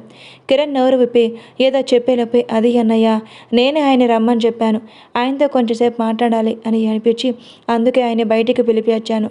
పర్సనల్గా ఆయన రూమ్లో పెళ్ళి కాకుండానే మాట్లాడడం చాలా తప్పు కదా, అందుకే బయట మాట్లాడదామని పిలిచాను అని అమాయకంగా చెప్తుంది. సాక్షి మాటలు విన్న కిరణ్ ఆశ్చర్యంగా నోరు పెద్ద చేసుకొని ఓసి దుర్మార్గుడలా నీలో ఎన్ని ప్లాన్స్ ఉన్నాయే, చూడటానికి అమాయకంగా ఉంటా, నీ దగ్గర ఎన్ని తెలివితేటలు ఎక్కడి నుంచి వచ్చాయే అని అనుకుంటూ ఉంటాడు. రానా సాక్షి మాటలకి ఏం మాట్లాడకుండా సరే ముందైతే మీరు రూమ్లోకి వెళ్ళండి, ఈ టైంలో అమ్మ మిమ్మల్ని చూస్తే తప్పుగా అనుకుంటుంది అని రానా అంటాడు. రానా మాటలకి కిరణ్ ఏం మాట్లాడకుండా అక్కడి నుంచి రూమ్లోకి వెళ్ళిపోతాడు. రానా సాక్షి చేయి పట్టుకొని ఆపేసి చూడు సాక్షి నువ్వేం చేయాలనుకుంటున్నావో నాకు అర్థమవుతుంది, కిరణ్ ఎక్కడి నుంచి తప్పించాలి అని అనుకుంటున్నావు, కానీ నిన్ను వదిలేసి వెళ్ళిపోతే నువ్వు హ్యాపీగా ఉంటావా అని రానా అడుగుతాడు. సాక్షి విరక్తిగా నవ్వుతూ ఆయన మనసులో నేను లేను అని నాకు తెలిసింది అన్నయ్య, అలాంటప్పుడు నేను ఆయన మీద ఆశలు పెంచుకుంటే అది పూర్తిగా నా తప్పే అవుతుంది. ఆయనకి నేనంటే ఇష్టం లేకపోవచ్చు, కానీ ఆయన అంటే నాకు ప్రాణం. ఆయన సంతోషం మొత్తం విక్రమ్ సార్ దగ్గరే కిరణ్కి దొరుకుతుంది. కిరణ్ గారు ఎక్కడ ఉన్నా సంతోషంగా ఉండాలి, అది ఒక్కటే కోరుకుంటాను. నేను ఎలా ఉన్నా నాకు ఇబ్బంది లేదు, నా కిరణ్ మాత్రం హ్యాపీగా ఉండాలి అని సాక్షి చెప్తుంది. సాక్షి మాటలకి ఎందుకో రానాకి కావ్య గుర్తుకు రావటంతో సరే నీ ఇష్టం, మరి నేనైతే చెప్పాల్సిందే చెప్పాను, ఇంకా నువ్వు వెళ్ళు, ఇలాగే ఉంటే నేనేం చేయలేను అని రానా అంటాడు. సాక్షి రానా వైపు చూస్తూ అన్నయ్య నేను నిన్ను ఒకటి అడగనా అని అంటుంది. రానా అడుగు అన్నట్టు చూడటంతో నువ్వు ఎందుకు కావ్య వదిని నీ లైఫ్లోకి తీసుకురావాలి అని అనుకోవట్లేదు, తను చాలా మంచిది, ఎప్పుడు నీ గురించి ఆలోచిస్తుంది, తన జీవితంలో నీ జీవితంలో ఉంటే నువ్వు సంతోషంగా ఉంటావు, ఒకసారి కావ్య గురించి ఆలోచించు. ఇంకో విషయం ఏమిటంటే నేను కిరణ్ని అంత తేలిగ్గా మర్చిపోలేను అన్నయ్య, నా కిరణ్ అంటే ప్రాణం, అది ఒకటి గుర్తుపెట్టుకో. కిరణ్ ఎక్కడి నుంచి వెళ్ళిపోయినా నేను వేరే ఎవరిని పెళ్లి చేసుకోను, ఎందుకంటే తనతోనే నా జీవితం, అతను నాతో ఉన్నా లేకపోయినా కిరణ్ సంతోషమే నాకు ముఖ్యం అని సాక్షి అంటుంది. సాక్షి మాటలకు రానా ఏం మాట్లాడకుండా అలాగే మౌనంగా ఉండటంతో సాక్షి అక్కడి నుంచి రూమ్లోకి వెళ్ళిపోతుంది. రూమ్లోకి వెళ్ళిన సాక్షి కిరణ్ ఆలోచనలు ఎంతకీ తనకి నిద్ర పట్టక అలాగే కిరణ్ ఫొటోస్ చూస్తూ గడిపేస్తుంది. కిరణ్ సాక్షి మాటలకు రూమ్లో నుండి వింటూ ఉంటాడు. ఎందుకో కిరణ్కి తన మనసులో ఒక్కటే అనిపిస్తుంది, నిత్యాన్ని ప్రేమించి తన ప్రేమ నేను అందుకోలేకపోయాను, కనీసం సాక్షికైనా తన ప్రేమని తనకి నేను అందివ్వగలగాలి. ఇప్పుడు ఉన్న సిచ్యువేషన్లో నేను నిత్యాన్ని మర్చిపోయి సాక్షి కోసమైన తన ఇష్టాన్ని గౌరవించి తనతో దీవించాలి అని కిరణ్ తన మనసులో నిర్ణయించుకొని ఇక్కడి నుంచి వెళ్తూ సాక్షిని కూడా తీసుకుని వెళ్ళాలి అని అనుకుంటాడు. విక్రమ్లో అంతకంతకు సహనం నశించడంతో సంధ్యాని ఇంట్లో వదిలిపెట్టి నువ్వు ఎక్కడే ఉండు, నేను కిరణ్ని వెతకడానికి వెళ్తున్నా, నువ్వు జాగ్రత్త అని విక్రమ్ చెప్తాడు. కానీ సంధ్య భయపడుతూ లేదు సార్ నేను ఎక్కడ ఉండను, నాకు ఒక్కదానికే భయంగా ఉంటుంది, నన్ను కూడా మీతో పాటు తీసుకువెళ్ళండి ప్లీజ్ సార్ అని సంధ్య బ్రతిమలాడుతూ ఉంటుంది. సంధ్య ఎందుకు భయపడుతుందో అర్థం చేసుకున్న విక్రమ్ సరే అని సంధ్యాన్ని తీసుకొని బాడీగార్డ్స్ ఉన్న సిగ్నల్ ట్రేస్ చేస్తూ వెళ్తాడు. ఆ విషయం తెలుసుకున్న బాడీగార్డ్స్ విక్రమ్కి కాల్ చేసి సారీ సార్ మేము కిరణ్ సార్ గురించి తెలుసుకునే ప్రాసెస్లో మీ కాల్ లిఫ్ట్ చేయలేదు అని వాళ్ళు చెప్తారు. విక్రమ్ కోపంగా మీకు అసలు బుద్ధుందా, కిరణ్ గురించి ఇంత లేటుగా చెప్తారా, అసలు వాడు ఎక్కడ ఉన్నాడు అని విక్రమ్ అడగటంతో అదే సార్ రానా సార్ దగ్గర ఉన్నట్టు మాకు ఇన్ఫర్మేషన్ వచ్చింది అని గార్డ్స్ చెప్తారు. విక్రమ్ కోపంగా చెత్త ఎదవల్లారా, ఆ విషయం ఇంత లేట్గానే మాకు చెప్పేది అని విక్రమ్ వాళ్ళతో వెంటనే నా చాఫర్ ఏర్పాటు చేయండి, నేను ఇమీడియట్గా అక్కడికి వెళ్ళాలి అని విక్రమ్ చెప్తాడు. కృష్ణకి అంతవరకు కోపం అసహనం బాధ అన్నీ పెరిగిపోయి నిత్య గురించి ఆలోచనతో అసలు ఏం చేయాలో అర్థం కాక రోడ్లు పట్టుకొని తిరుగుతూ ఉంటాడు. విక్రమ్ వాళ్ళు కొంచెం సేపటికి వాళ్ళు ఉన్న ప్లేస్కి చాఫర్ రావడంతో విక్రమ్ సంధ్యాలు అందరూ ఎక్కి కూర్చుంటారు. విక్రమ్కి ఒకవైపు టెన్షన్గా ఉన్న మరోవైపు కిరణ్కి ఏమన్నా జరిగితే రానా ప్రాణాలతో ఉండడు అని రానాకి చాలా వరకు తెలిసి ఉండటంతో కిరణ్ ఏమి చెయ్యడు అని ఒక అంచనాకి వస్తాడు. విక్రమ్ ఒకవైపు కిరణ్ గురించి ఆలోచిస్తూ మరోవైపు అసలు ఈ నరేష్ ఎక్కడ తప్పించుకున్నాడు అర్థం కావట్లేదు. నిత్య ఎటు వెళ్ళిందో కూడా తెలియట్లేదు. అసలు ఏం జరుగుతుంది అని విక్రమ్ తల పట్టుకొని కూర్చోవడంతో సంధ్యకి కూడా ఏం అర్థం కాక అలానే ఆలోచిస్తూ ఉంటుంది. విక్రమ్ వాళ్ళ ప్రయాణిస్తున్న చాప్టర్లో ఫైర్ యాక్సిడెంట్ జరుగుతుంది.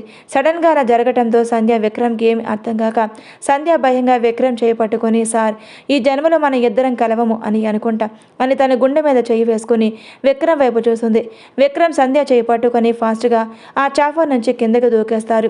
సంధ్య భయంతో ఎప్పుడు స్పృహ తప్పి పడిపోవడంతో విక్రమ్ కింద పడే ప్రాసెస్లో సంధ్యాని గట్టిగా పట్టుకుంటాడు. ఇద్దరు నేలను తాకేసరికి విక్రమ్కి కూడా అంత హైట్ నుంచి సడన్గా కింద పడేసరికి ఏం అర్థం కాక అలాగే విక్రమ్ కూడా స్పృహ తప్పిపోతాడు.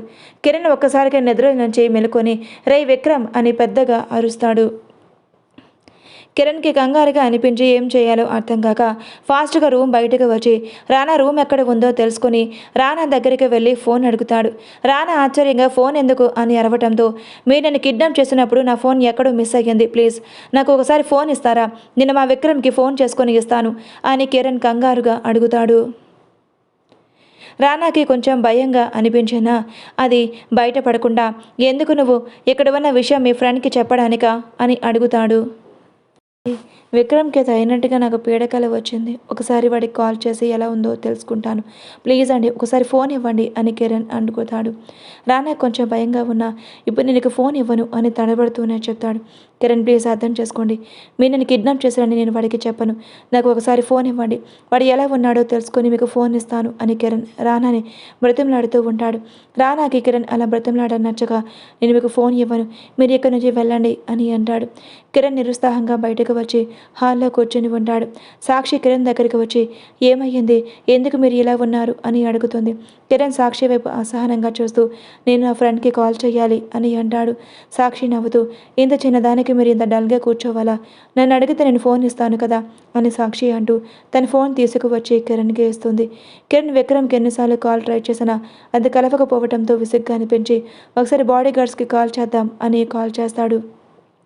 బాడీ గార్డ్స్ కాల్ లిఫ్ట్ చేసి మీరు ఎక్కడ ఉన్నారో విక్రమ్కి తెలిసింది, అందుకే మిమ్మల్ని వెతుక్కుంటూ సార్ చాఫర్లో బయలుదేరారు, కానీ ఎందుకో మాకు సిగ్నల్ కనెక్ట్ అవ్వట్లేదు, సార్కి ఏమైనా ప్రమాదం జరిగిందేమో అని మాకు భయంగా ఉంది అని వాళ్ళు చెప్పడంతో కిరణ్ కంగారుగా తన మనసులోనే అంటే నాకు వచ్చిన పీడకల నిజమైందా, విక్రమ్కి ఏదైనా అయితే నేను అసలు తట్టుకోలేను అని మనసులోనే అనుకుంటూ కిరణ్ ఫోన్ చేయి జారిపోతుంది. కిరణ్ అలాగే సోఫాలో కూర్చొని ఉంటే సాక్షి కంగారుగా ఏమైంది కిరణ్ గారు అని తడబడుతూ అడుగుతుంది. కిరణ్ సాక్షితో ఏం మాట్లాడకుండా సైలెంట్గా ఉండటంతో సాక్షికి ఇంకా కంగారు కనిపించి వాటర్ తీసుకువచ్చి కిరణ్కి ఇస్తుంది. కిరణ్ వాటర్ తీసుకొని కొంచెం తాగి పక్కన పెట్టేస్తాడు. సాక్షి కిరణ్ భుజం మీద చెయ్యి వేసి ఏమైంది కిరణ్ గారు, ఎందుకు మీరు ఇంత డల్గా ఉన్నారు, ఏమైనా ప్రాబ్లమా, నేను మీకు హెల్ప్ చేస్తాను అని సాక్షి అంటుంది. కిరణ్ ఏం మాట్లాడకుండా సైలెంట్గా ఉండటంతో సరే ఇక్కడే ఉండండి, నేను వెళ్ళి కార్ కీస్ తీసుకువస్తాను. వెనక్కి తిరిగిన సాక్షి చెంప చెల్లుమని తిరుగుతుంది. సాక్షి తన చెంప మీద చేయి పెట్టుకుని అలాగే చూస్తూ ఉండటంతో కిరణ్ కోపంగా సాక్షిని కొట్టిన వారి వైపు చూస్తూ ఉంటాడు. అతను మళ్ళీ ఆగకుండా సాక్షి ఇంకో చెంప మీద కూడా కొట్టబోతూ ఉంటే కిరణ్ వెంటనే రియాక్ట్ అయ్యి అతను చెయ్యి పట్టుకొని నీకెంత ధైర్యం ఉంటే సాక్షిని కొడతావు అని అరుస్తాడు. నువ్వు ఎవరివ్రా నాకు చెప్పడానికి, ఇది నా కూతురు, నాకు నచ్చినట్టు నేను చేస్తాను, అయినా నీలాంటి ఎదవకి దేని ఇచ్చి ఎలా పెళ్లి చేస్తాను అని అనుకున్నావు అని సీరియస్గా నరేష్ అరుస్తాడు. నీలాంటి కడుపున పుట్టిన వీళ్ళకి ఎలా పెళ్ళి అవుతుంది, అసలు నేను తను ఇష్టపడనే లేదు, ప్రేమించనే లేదు, అలాంటిది నేను సాక్షిని ఎలా పెళ్లి చేసుకుంటాను అని అనుకుంటున్నా, నేను వచ్చింది కేవలం నీకోసం మాత్రమే అని కిరణ్ కోపంగా అరుస్తాడు. సాక్షికి ఏం అర్థం కాక చిన్నప్పుడే సాక్షి వాళ్ళ తండ్రి వదిలేసి వెళ్ళిపోవటం, వాటికి సాక్షి వాళ్ళ అమ్మగారు చెప్పడంతో ఇప్పుడు కొత్తగా వచ్చిన నరేష్ని తన తండ్రి అని తెలిసి ఆశ్చర్యంగా ఆనందంగా నాన్న అని పిలుస్తుంది. నరేష్ కనీసం తండ్రి ప్రేమ అని కూడా లేకుండా కిరణ్ చేయి విదిలించుకొని సాక్షిని కొట్టబోతూ ఉంటాడు. అందరూ రానా అక్కడికి వచ్చి నరేష్ చేయి పట్టుకొని నీకెంత ధైర్యం ఉంటే నా చెల్లినే కొడుతున్నావు అని కోపంగా నరేష్ని వెనక్కి నడతాడు. నరేష్ ఫోర్స్గా కింద పడిపోతూ, ఎరా నేనెవరో తెలిసి కూడా నువ్వు నా మీద చేయి చేసుకుంటున్నావు అంటే మీ అమ్మ నిన్ను ఎంత పెద్దదిగా పెంచిందో ఇప్పుడే అర్థమవుతుంది అని నరేష్ కోపంగా అరుస్తాడు. కిరణ్ ఆశ్చర్యంగా, నరేష్ రానా వాళ్ళ నాన్న అని అలాగే ఉండిపోతే రానా వాళ్ళ అమ్మగారు అక్కడికి వచ్చి, పద్ధతుల గురించి నువ్వు మాకు నేర్పించకు, ప్రేమించి పెళ్లి చేసుకుని 2 పిల్లలు పుట్టాక నువ్వంటే నాకు ఇష్టం లేదు అని చెప్పేసి మమ్మల్ని వదిలిపెట్టి నీ ఇష్టానికి నువ్వు వెళ్ళిపోయావు. మా పరిస్థితి గురించి నువ్వు ఆలోచించావా? మేము ఎలా బ్రతుకుతాం, ఎలా ఉంటాం, కనీసం మా తిండి గురించి కూడా నువ్వు పట్టించుకోలేదు. అలాంటిది నువ్వు ఇప్పుడు ఇక్కడికి వచ్చి మాకు నీతులు చెప్తున్నావా? అసలు ఎవడరా నువ్వు నా జీవితాన్ని, నా పిల్లల జీవితాన్ని శాపించడానికి అని ఆవిడ కోపంగా అరుస్తుంది. నరేష్ కోపంగా ఆవిడ చెంప మీద కొట్టి, ఏంటే ఎక్కువ మాట్లాడుతున్నావు? ఇంకోసారి నా ముందు నోరు తెరిచావంటే నేనేం చేస్తానో కూడా నాకు తెలియదు, తెలుసు కదా నా గురించి అని ఇంకో చెయ్యి ఎత్తేలోపే కిరణ్ ఆ చెయ్యి ఫాస్ట్గా పట్టుకొని నరేష్ కడుపులో ఒక పంచ్ చేస్తాడు. కిరణ్ కోపంగా, ఎరా ఎంతమంది ఆడవాళ్ళ జీవితాలు నాశనం చేస్తావు? అక్కడ ఒక ఫ్యామిలీ మొత్తాన్ని నాశనం చేసి ఇక్కడ వీళ్ళ జీవితంతో కూడా ఆడుకుంటున్నావా? అసలు విక్రమ్ నిన్ను మామూలుగా చంపడు అని కిరణ్ కోపంగా అరుస్తూ నరేష్ని కొడుతూ ఉంటాడు. రానా ఏమాత్రం రియాక్ట్ అవ్వకుండా అలాగే ఉండటంతో నరేష్ తప్పించుకునే ప్రాసెస్లో టేబుల్ మీద ఉన్న ఫ్లవర్ వాస్ తీసుకొని కిరణ్ తల మీద బలంగా కొడతాడు. కిరణ్ ఆయన ఆ దెబ్బ తట్టుకొని నరేష్ను కొడుతూ ఉంటే నరేష్ ఆపకుండా కిరణ్ తల మీద అలాగే కొడుతూ ఉంటాడు. సాక్షి ఏడుస్తూ, కిరణ్ ఏం చేయకండి ప్లీజ్, మీరు చెప్పినట్టే వింటాను అని సాక్షి పెద్దగా ఏడుస్తూ ఉంటుంది. సాక్షి వల్ల అమ్మ, రానా వాడిని ఆపు, అసలే వాడి మంచివాడు కాదు, వాడి ఒక మృగం, మిమ్మల్ని నన్ను అర్ధాంతంగా రోడ్డు మీద వదిలేసి మీ చావు మీరు చావండి అని వదిలేసి వెళ్ళిన వాడి గురించి నువ్వు ఆలోచించకు, మనకు సాక్షి జీవితం ముఖ్యం అని ఆవిడ అంటుంది. నరేష్ ఫ్లవర్ వాస్తో కొట్టిన దెబ్బలకి కిరణ్కి తన తల నిండా బ్లడ్ కారుతూ అక్కడికక్కడే కింద పడి స్పృహ కోల్పోతాడు. సాక్షి కంగారుగా కిరణ్ దగ్గరకు వచ్చి కిరణ్ తన ఒళ్ళో పెట్టుకొని ఏడుస్తూ ఉంటుంది. నరేష్ క్రూరంగా నవ్వుతూ, చూడండి, మీరు నా మాట వినకపోతే మీకు ఇలాంటి పరిస్థితి వస్తుంది. మీరు ఇంట్లో నుంచి బయటకు అడుగు పెట్టలేరు, అలాగే మీ ఫోన్ నుంచి ఒక కాల్ కూడా బయటకు వెళ్ళదు. ఈ నిమిషమే ఇక్కడ నేను మీ కాల్స్ ఎక్కడి నుంచి కలవకుండా చేస్తాను. అలాగే ఇక్కడ ఉన్న బాడీ గార్డ్స్ మొత్తం నా కంట్రోల్లోకి వచ్చారు అని నరేష్ క్రూరంగా నవ్వుతూ అక్కడ ఉన్న గార్డ్స్కి చిటిక వేయడంతో వాళ్ళందరూ అలర్ట్ అయి రానాని, సాక్షిని ఇంకా సాక్షి వాళ్ళ అమ్మగారిని అదుపులో తీసుకుంటారు. రానా కోపంగా నరేష్ వైపు చూస్తూ, నిన్ను కనీసం కన్న తండ్రి అని కూడా మాకు పిలవాలి అని లేదు, మా గురించి అయితే పూర్తిగా వదిలే, కనీసం కిరణ్ అయినా బ్రతికించు. కిరణ్కి ఏమన్నా అయితే మాత్రం విక్రమ్ చేతుల్లో నీ చావుకి నువ్వే కారుకుడు అవుతావు. నువ్వు వాళ్ళ జీవితంలో ఏం చేసావో నాకు తెలియదు, కనీసం కిరణ్కి మాత్రం ఏ హాని లేకుండా చూసుకో అని రానా అంటాడు. నరేష్ క్రూరంగా నవ్వుతూ, అవునా, సరే అయితే కాల్ చేయి మీ ప్రియమైన భార్యకి, అదే నా కోడలకి అని కంగారుగా నవ్వుతూ అంటాడు.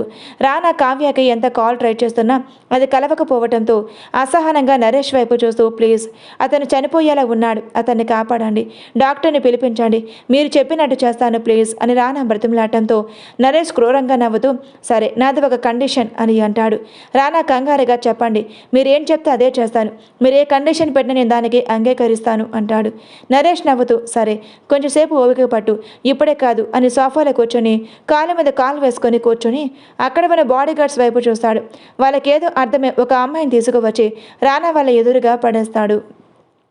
అప్పటికే ఆ అమ్మాయి ఒంటి మీద గాయాలకి అందరూ ఆశ్చర్యపోతూ రానా మాటలు తడబడుతూనే కావ్య అని స్పష్టంగా పిలుస్తాడు. కావ్య నీరసంతో కళ్ళు తెరవలేక రానా వైపు చూస్తూ అలాగే స్పృహ తప్పుతున్న టైంలో రానా ఫాస్ట్గా తేరుకొని కావ్య ఫేస్ మీద నీళ్లు చల్లుతాడు. కావ్య మొహం మీద చల్లని నీళ్లు పడేసరికి కావ్య కళ్ళు తెరిచి రానాని చూసి చిన్నగా నవ్వుతుంది. రానాకి కావ్య నవ్వు చూసి ఎందుకో బాధగా అనిపించి కావ్యని తన గుండెలకు హత్తుకుంటాడు. కావ్య రానా హత్తుకోవడంతో ఆశ్చర్యంగా అలాగే ఉండిపోతుంది. కొంచెంసేపటికి రానా కావ్యాన్ని దూరం జరిపి ఇది ఎలా జరిగింది అని అడుగుతాడు. కావ్య అక్కడ ఉన్న నరేష్ వైపు కోపంగా చూస్తూ, అది అక్కడ కూర్చున్నాడు కదా, వాడు నన్ను కిడ్నాప్ చేశాడు, ఇంకా నన్ను ఇక్కడ ఉన్న మనుషుల చేత ఇష్టం వచ్చినట్టు కొట్టించాడు, మీతో మాట్లాడద్దు అని, ఒకవేళ మీతో మాట్లాడి మిమ్మల్ని ప్రేమిస్తూ ఉంటే నన్ను చంపేస్తాను అని బెదిరించాడు అని కావ్య ఏడుస్తూ చెప్తుంది. రానా కోపంగా నరేష్ వైపు చూసి తిరిగి, ఈ అమ్మాయి నీకు ఏ అన్యాయం చేసింది అని తన చంపడానికి మీరు ప్రయత్నించారు అని కోపంగా అరుస్తాడు.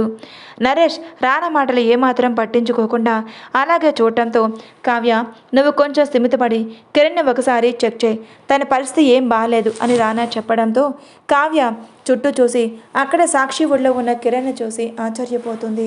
కావ్యకి ఆ పరిస్థితిలో కూడా కిరణ్ అంటే సాక్షికి ఇష్టం అని తెలిసి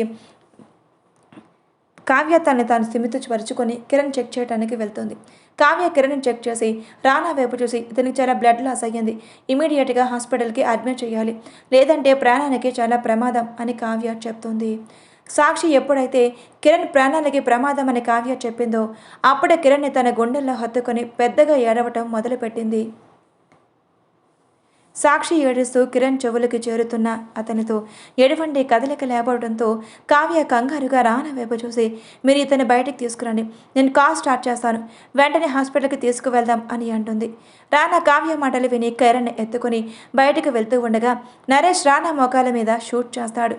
రానా కాలికి బుల్లెట్ తగలటంతో కిరణ్ని అలాగే కింద పడబోతూ ఉండగా సాక్షి ఒక వైపు వచ్చి కిరణ్ని పట్టుకుంటే సాక్షి వాళ్ళ అమ్మగారు రానా అని పట్టుకుంటారు. రానా కింద పడకుండా తన తల్లి సపోర్ట్గా నిలబడి ఉండటం చూసిన నరేష్ కోపం పట్టలేక ఆవిడ చెయ్యి పట్టుకొని పక్కకు లాగటంతో ఆవిడ కొంచెం దూరంలో పడుతుంది. రానా కోపంగా నరేష్ వైపు చూసి అతని చెంప మీద లాగిపెట్టి కొడతారు.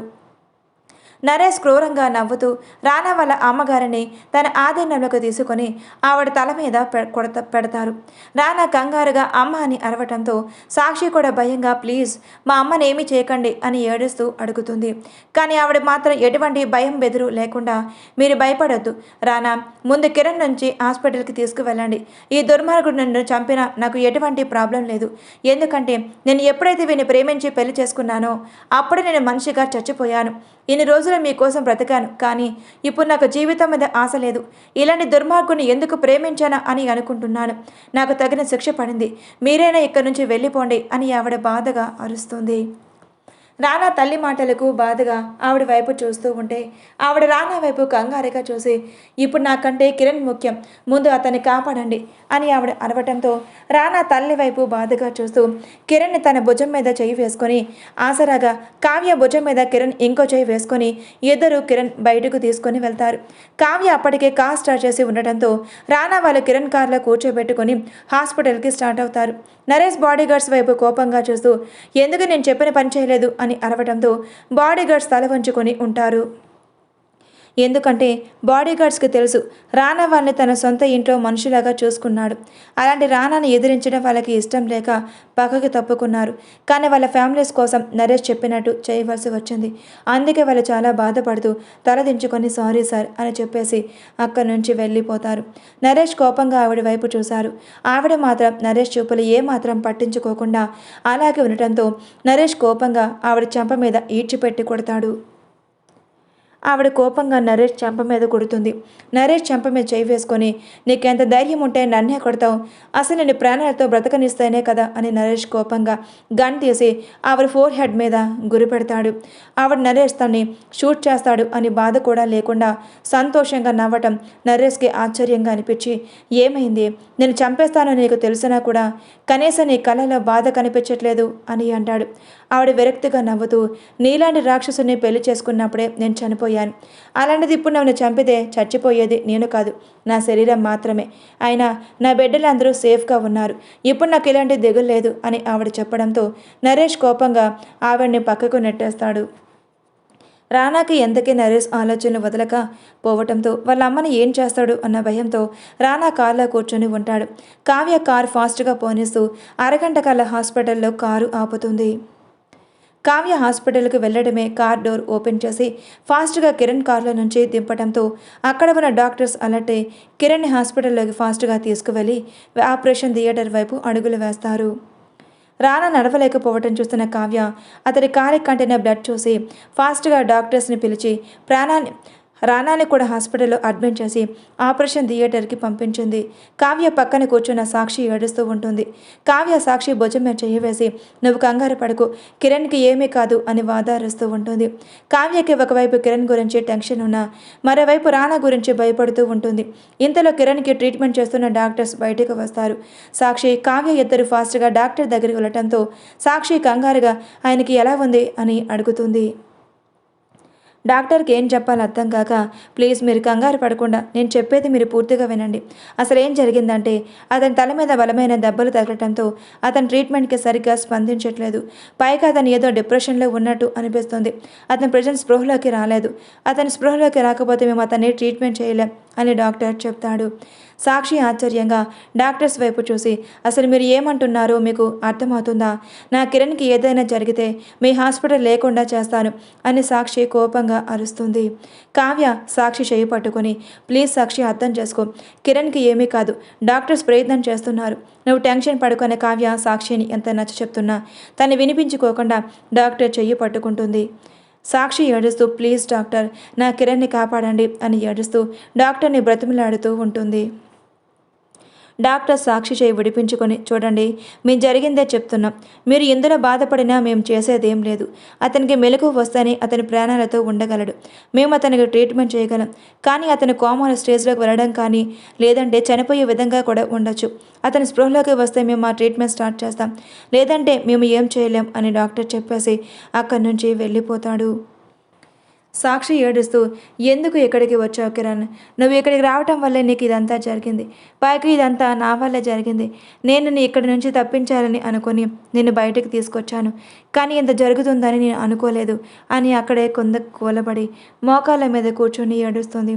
కావ్య సాక్షి బాధ చూడలేక, ప్లీజ్ సాక్షి, నువ్వు ఇలా అయిపోతే మీ అన్నయ్యకి మీ అమ్మకి ఎవరు ధైర్యం చెప్తారు? అర్థం చేసుకో, కిరణ్కి ఏం కాదు అని సాక్షికి కావ్య ధైర్యం చెప్పడంతో తను కొంచెం స్థిమితపడుతుంది.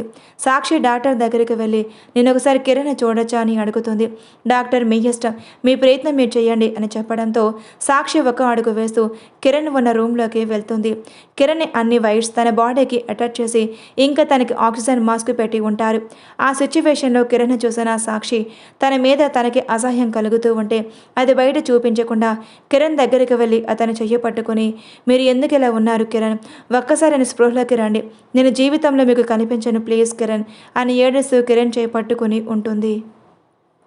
కావ్య బయట కూర్చొని రానా గురించి ఆలోచిస్తూ ఉంటుంది. రానాకి కొంచెం సేపటికి ఆపరేషన్ చేసి కాల్లో ఉన్న బుల్లెట్ తీస్తారు.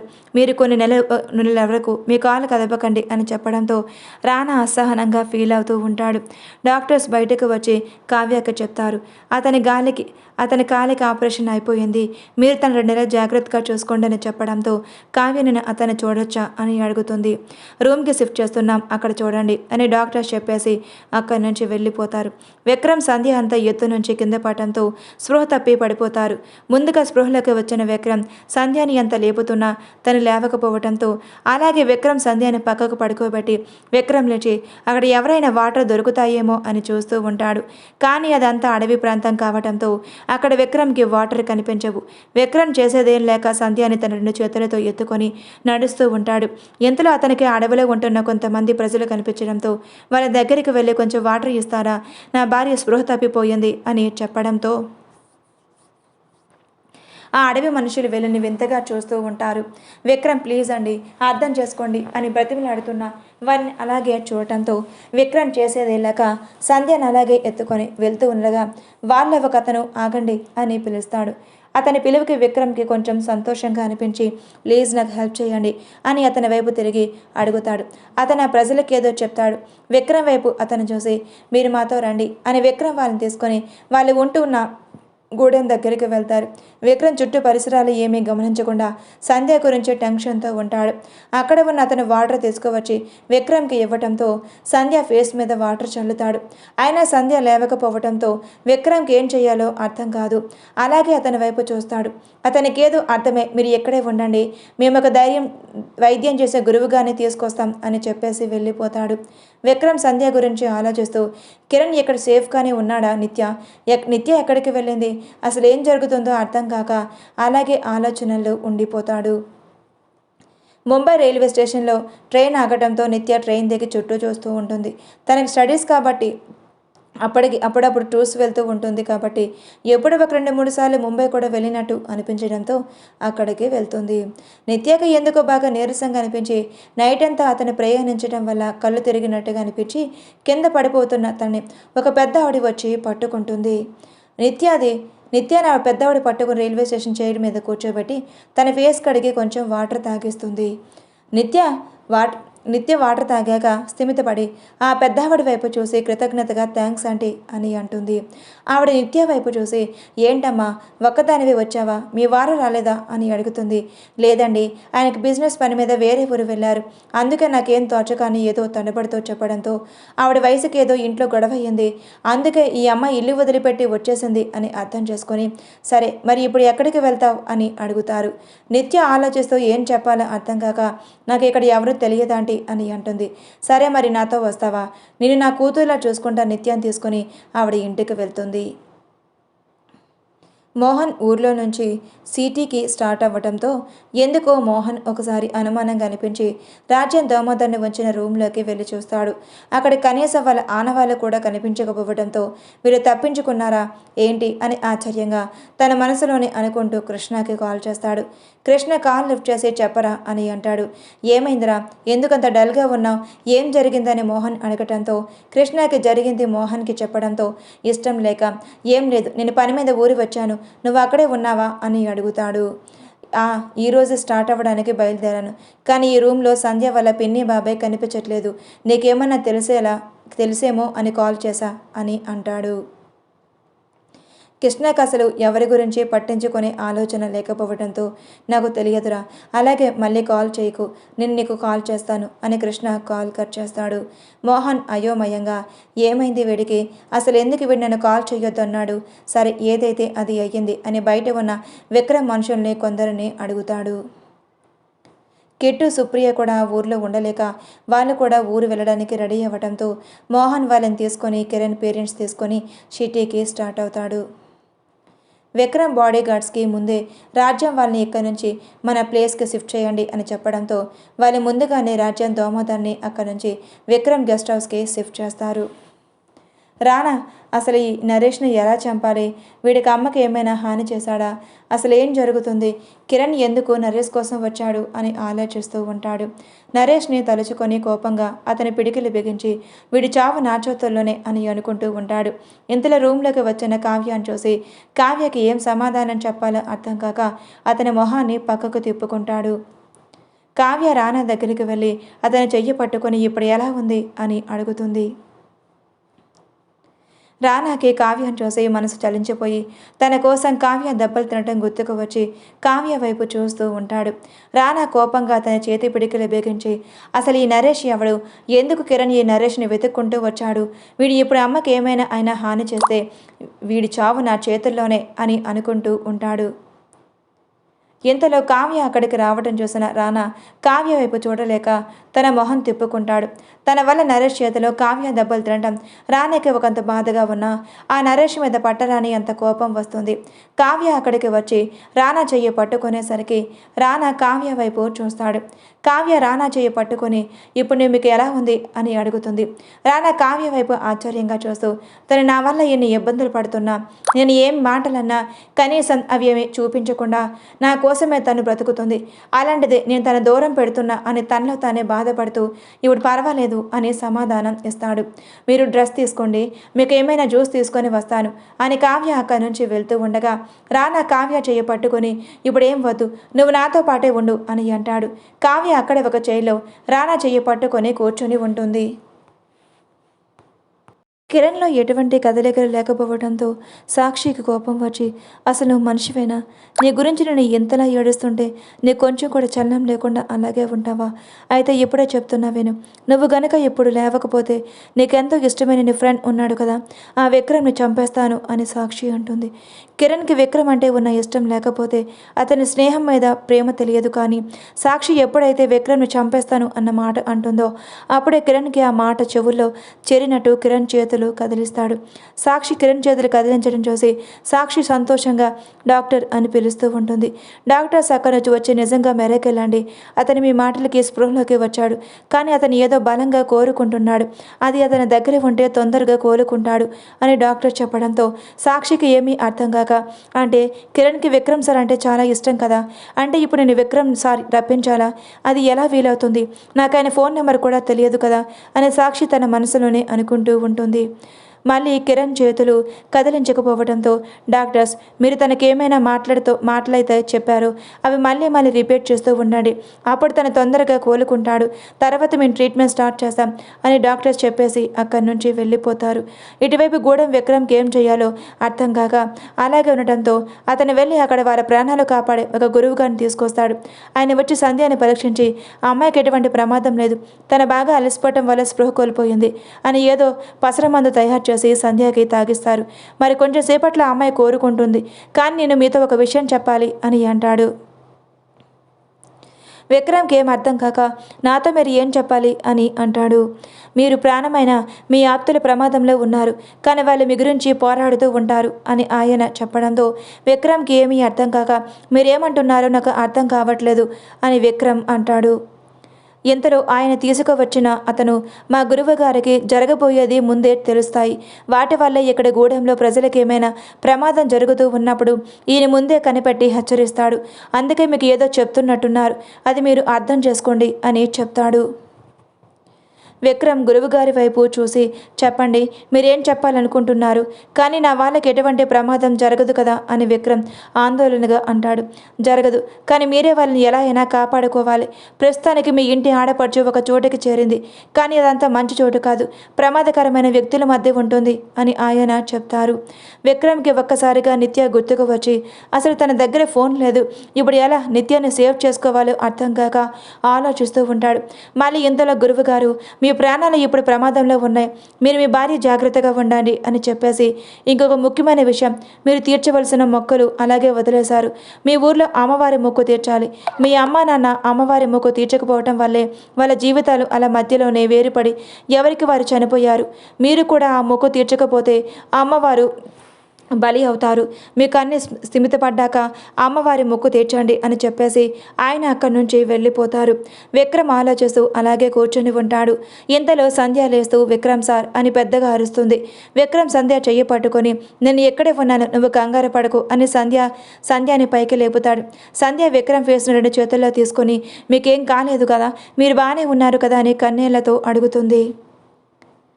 నాకేం కాలేదు, ఇప్పుడు నీకు పర్వాలేదా అని విక్రమ్ సంధ్యని అడుగుతాడు.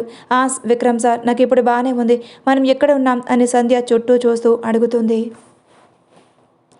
ఇంతలో వాళ్ళని అక్కడికి తీసుకువచ్చిన వ్యక్తి అక్కడికి వచ్చి మీరు ఈరోజు ఇక్కడే ఉంటారా, లేదంటే ఊరు వెళ్తారా, ఈ ఊర్లో లాస్ట్ బస్ ఇంకొక 10 నిమిషాల్లో ఉంది, లేదంటే ఇక్కడి నుంచి వెళ్ళడానికి మళ్ళీ రేపు సాయంత్రమే పడుతుంది అని చెప్పడంతో లేదు మేము ఈరోజే బయలుదేరుతాం, మాకు అర్జెంటుగా పని ఉంది అని చెప్పడంతో సరే రండి అని ఆయన వాళ్ళని బస్సు ఎక్కించడానికి తీసుకొని వెళ్తాడు. వాళ్ళు వెళ్ళేసరికి బస్ అక్కడ ఉండటంతో విక్రమ్ వాళ్ళు ఫాస్ట్గా ఆ బస్సు ఎక్కేస్తారు. డాక్టర్స్ ఎప్పుడైతే కిరణ్ గురించి చెప్తారో అప్పటి నుంచి సాక్షి కిరణ్ని లేపడానికి ట్రై చేస్తూనే ఉంటుంది. కిరణ్ మాత్రం విక్రమ్ పేరు విన్నప్పుడల్లా అతని చేతి వేలు కదిలించడంతో ఎక్కువ శాతం విక్రమ్ గురించే కిరణ్తో మాట్లాడుతూ ఉంటుంది. నిత్య ఆవిడ ఒక చోటుకి తీసుకొని వెళ్ళి ఇక్కడే మేము ఉంటాం అని చూపిస్తుంది. నిత్య ఆశ్చర్యంగా ఇక్కడంతా చూసి వీళ్ళంతా ఎవరండి, మీకు ఏమవుతారు అని అడుగుతుంది. వీళ్ళంతా నా పిల్లలు, నాతో పాటే ఉంటారు, ముందు నువ్వు వెళ్ళి స్నానం చేసి ఏమైనా తిని రెస్ట్ తీసుకో, నీతో నేను రేపు మాట్లాడతాను అని అక్కడ ఉన్న అమ్మాయి వైపు చూస్తుంది. వాళ్ళు వచ్చి నిత్యాన్ని తీసుకొని ఒక గది చూపించి ఇక్కడే ఉండు అని చెప్పేసి వెళ్ళిపోతారు. నిత్యకు ప్రస్తుతానికి ఉండటానికి చోటు దొరకడంతో కొంచెం ప్రశాంతంగా అనిపించి ఆ రూమ్లోకి వెళ్ళి అక్కడ ఉన్న బెడ్ మీద కూర్చొని ఆలోచిస్తూ ఉంటుంది. కృష్ణ నిత్య గురించి ఎంత వెతుకుతున్నా కనీసం తన ఆనవాళ్ళు కూడా కృష్ణకి కనిపించకపోవడంతో కృష్ణకి పిచ్చి పట్టినట్టుగా అనిపించి ఏం చెయ్యాలో అర్థం కాక తన కోసం పిచ్చివాడల రోడ్లు పట్టుకొని వెతుకుతూ ఉంటాడు. కిట్టు, సుప్రియ, సంధ్య, విక్రమ్ ఎక్కడికి వెళ్ళారు అర్థం కాక ఆలోచిస్తూ సిటీకి చేరుకుంటారు. అక్కడికి వెళ్ళేసరికి ఇంట్లో సంధ్య వాళ్ళకి కనిపించకపోవడంతో ఏమైంది, అసలు ఎక్కడికి వెళ్ళారు అని ఆఫీస్కి వెళ్ళి కనుక్కుంటే తెలుస్తుంది. కిరణ్ సార్ కూడా కనిపించట్లేదు, కనీసం ఆఫీస్లో అయినా ఉన్నారేమో అని కిట్టు ఫాస్ట్గా రెడీ అయ్యి ఆఫీస్కి వెళ్ళిపోతాడు. ఆఫీస్కి వెళ్ళిన కిట్టుకి కిరణ్ ఇంకా విక్రమ్ ఎవరూ రాలేదు అని తెలుసుకొని ఏం చేయాలి, ఇప్పుడు వీళ్ళు ఎక్కడికి వెళ్ళినట్టు అని ఆలోచిస్తూ ఉంటాడు. సంధ్య విక్రమ్ వెళ్తున్న బస్ మధ్యలోనే పంచర్ అయి ఆగిపోవడంతో విక్రమ్కి ఏం చేయాలో అర్థం కాక రోడ్డు మీద అసహనంగా నడుస్తూ ఉంటారు. సంధ్యకి కాళ్ళు నొప్పులుగా అనిపించి విక్రమ్ సార్ నేను ఇంకా నడవలేను అని అక్కడ రోడ్డు పక్కన ఉన్న రాయి మీద కూర్చుంటుంది. విక్రమ్కి ఏం చేయాలో అర్థం కాక అలాగే కూర్చొని ఉంటాడు. ఇంతలో అటు ఏదో కారు వస్తూ ఉండడం చూసిన విక్రమ్ ఆ కారుని ఆపుతాడు. విక్రమ్ ఆ కార్ ఆపి ప్లీజ్ మాకు కొంచెం లిఫ్ట్ ఇస్తారా అని అడుగుతాడు. అతను కార్ విండోస్ డౌన్ చేసి విక్రమ్ వాళ్ళ వైపు ఆశ్చర్యంగా చూస్తూ ఉంటాడు. Please like and subscribe for more videos. Story ఎలా ఉందో కామెంట్ చేయండి. నెక్స్ట్ పార్ట్లో కలుద్దాం.